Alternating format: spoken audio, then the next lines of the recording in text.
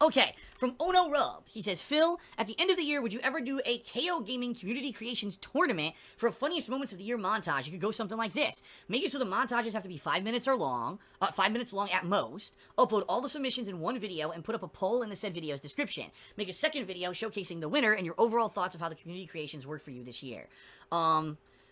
Listen, that's a great idea. And the bottom line is, I know I say the bottom line a lot. I don't know why. It's just a mannerism of mine that I say a lot. Excuse me. The community creations were working really well in the month of February when I introduced them to KO Gaming. Then, YouTube ad revenue plummeted, and I was unable to focus on making a lot of videos for KO Gaming because I basically had to find a way to keep things alive and pay my bills, which meant more streaming, increased streaming, interactive streaming, which then basically took my focus away from those videos. Things are not going well in regards to the forums and the way that people used to use them, and let me explain. Basically, what people would do, I don't know what's going on outside. Now there's police out there. First there was a helicopter, now there's police. And by the way, it's not me. No, I'm not getting swatted or anything. It used to be that people would go to the forums whenever there was something really funny going on or in a playthrough or whatever, and they would nominate. There's a thread on the forums right now, nominations for the funniest moments of 2017.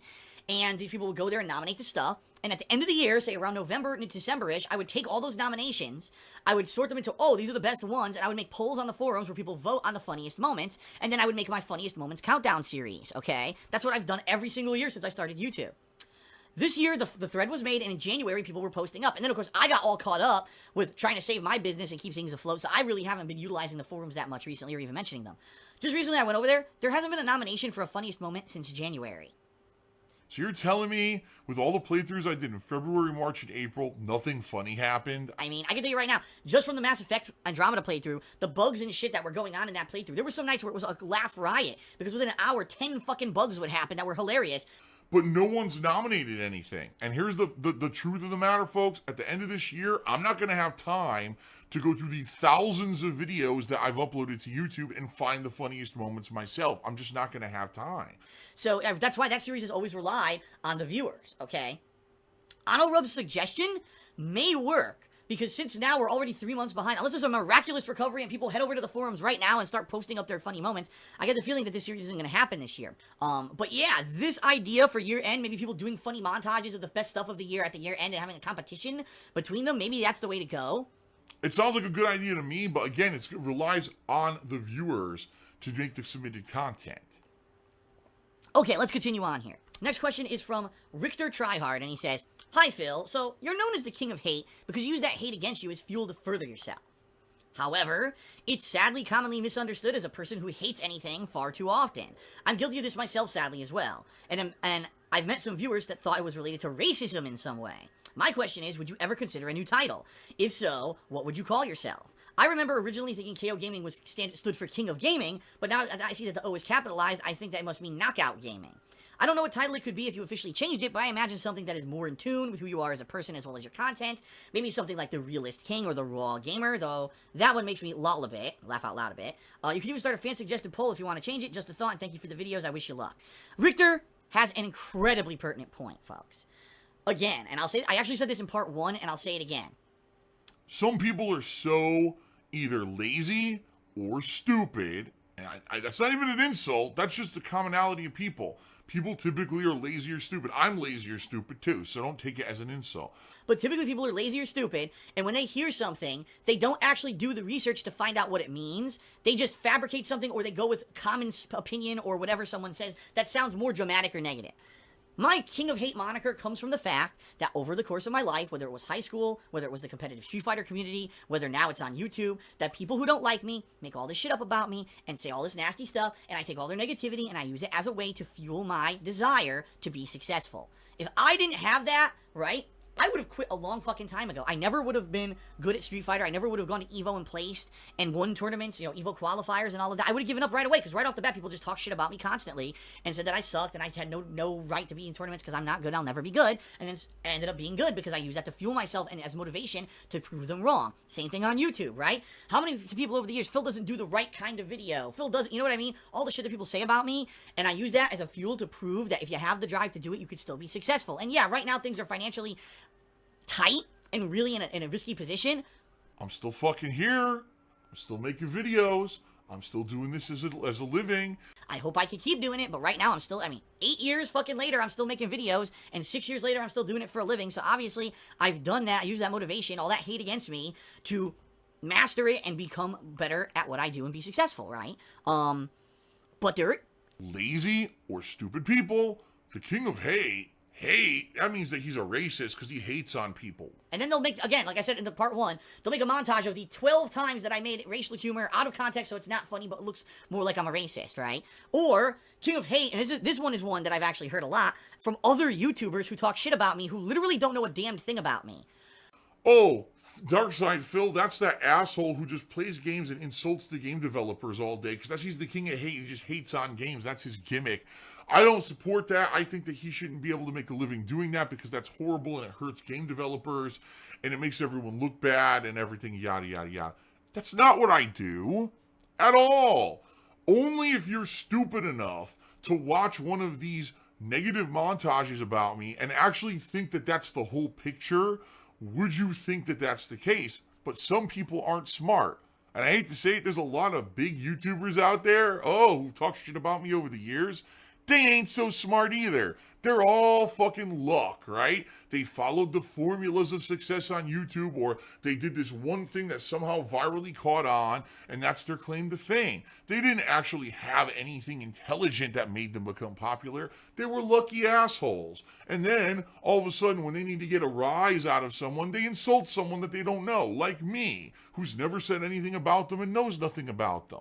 I think it's hilarious that people think that king of hate means that I'm a horrible person that constantly hates on people and game developers. When literally if you've watched 1,000th of my 43,000 gameplay videos on DSP Gaming, you'd probably see maybe a couple instances of that, but it's one thing in context of a giant playthrough. It's not all I do in my fucking videos, okay? It's preposterous, and it's just ridiculous at this point. But the bottom line is, you're right, Richter. There's no way you can really solve that. There's no way you can control that. When people are stupid and ignorant and they just want to be lazy and not do the 5 seconds of research to find out what the King of Hate moniker means, they're going to spin it into something negative. You're absolutely right. Recently, I got contacted by this new company called 1UpBox. They're very similar to Loot Crate, only their box is always about gaming, video games and gaming. And they want me in the partnership, and they just signed me up to be part of their partnership. Where once a month, I'm going to get their box, I'm going to unbox it, and if people like it, they could use a referral link to save some money on their own subscription, and I get a little bit of referral credit for it. You would think the King of Hate wouldn't get these offers. But people don't care. People realize now I'm an established brand. I've been on the internet for over 8 years as Darkside Phil, as DSP Gaming, and as the King of Hate. So they realize there's some kind of name notoriety. And when I make a video, regardless of what it is, it's going to get thousands of views, right? It's going to get some kind of attention, and it'll be advertising for the companies. So they don't care about that shit anymore. I could see, if I was a brand new YouTuber in this day and age with all the SJWs and shit out there, oh my god, the King of Hate, this guy's a fucking racist, and blah, blah, blah. But I've been around for so long that if you're an intelligent adult, you can figure out that that's not something negative. That it's actually a positive reinforcement name. And the bottom line is, I already said this, you can't help stupid. There's always going to be a mass of stupid people who don't want to do the time to figure out what the hell you're about or who you are, and they just want to believe the common nonsense and the common drama opinion. And I don't think that changing my name to anything else is ever going to fix that. I think that they're going to be stupid no matter what. The next question is from Daniel's Wee, and he says, "Hey Phil, I've heard you speak several times about Nintendo being idiots when it comes to YouTube and people playing their games. Here's my question. Since you are a very good speaker and you explain everything thoroughly and well, can't you make a video about the whole Nintendo and YouTube situation and explain that it is in fact illegal to do what they're doing? Hopefully that video would go viral, and perhaps Nintendo would realize how stupid they are when they steal from YouTubers who advertise their games for free. Maybe some huge YouTubers would even end up suing Nintendo if they're too stubborn to change. Thank you." Alright. Ladies and gentlemen, what Daniel is talking about is the fact that whenever you upload a gameplay video of Nintendo to the internet on YouTube, whether it's raw gameplay, whether it's an actual edited video that's a review, no matter what kind of video you actually upload to YouTube, Nintendo will claim that video, saying that because you use their intellectual property to make that video, they own 100% advertisement revenue. They'll place an ad on that video and make money off of your video, alright? The bottom line, I said it again, fucking shit dicks. In reality, that's illegal. And that is true. It's illegal. Here's why. Even if Nintendo could make a legal court case and take it to court and say, well, that's our intellectual property that Phil used to make his video, and therefore we own the ad revenue on it, the courts would say, well, that's not true. You didn't create the gameplay. You didn't create the transformative work. You didn't record the video. You didn't upload the video. At best, Nintendo owns a portion of the ad revenue on that video. Not all of it. And in particular, especially if someone's doing a game review, that is protected under fair use. That's protected review is criticism, and that is legally protected by the United States court systems as something you should be able to put on YouTube. And Nintendo claims those videos too. It's illegal. It actually is 100% against the law to do it. But who is at fault here? Is it Nintendo? In truth, no. Nintendo's not at fault. Guess who's at fault? YouTube. Because YouTube created their content ID system, which actually is illegal.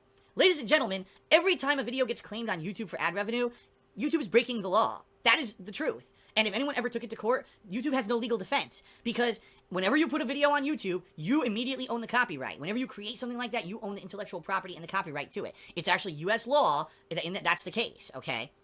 When you upload it to YouTube, you own that right, and therefore you retain advertisement rights, you retain everything to it, unless that video is deemed to have copywritten content from another creator. The Content ID system is supposed to automatically flag and or match said content and assign advertisement revenue to the appropriate party. But guess what? That party doesn't own 100% advertisement revenue, because if you made a transformative work that's protected under fair use law, you own at least a portion of it, okay? So every single video ever on YouTube that's been Content ID claimed and ad revenue has been taken or given to someone else is illegal. There's no legal precedent for that to take place. The only reason YouTube's able to do it is because no one's taken them to court.